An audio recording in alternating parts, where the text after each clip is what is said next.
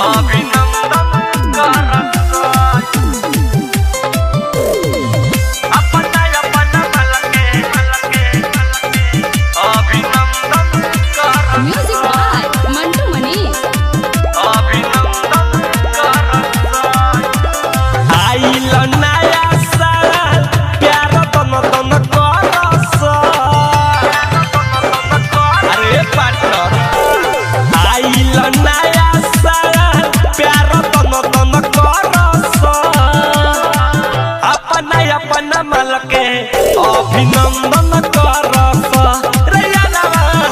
अपना मल के अभिनंदन करस।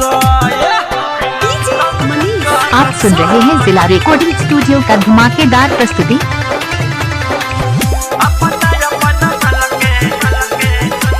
आप सुन रहे हैं जिला रिकॉर्डिंग स्टूडियो का धमाकेदार प्रस्तुति।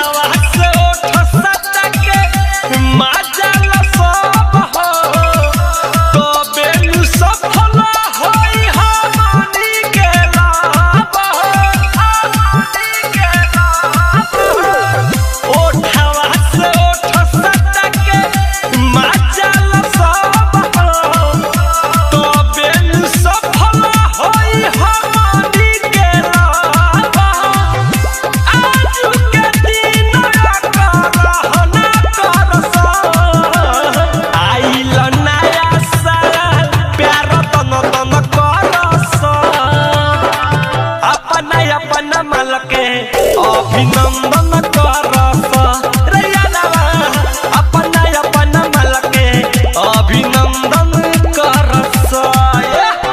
आप सुन रहे हैं जिला रिकॉर्डिंग स्टूडियो का धमाकेदार प्रस्तुति।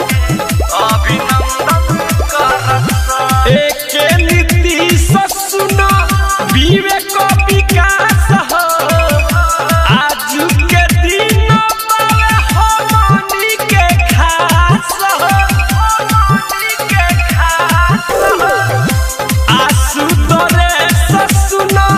विवेक विकास हो आज के दिन हमनी के खास हो बिकी राजा जैसे काम सन सन करस आइल नया साल प्यार तन तन करस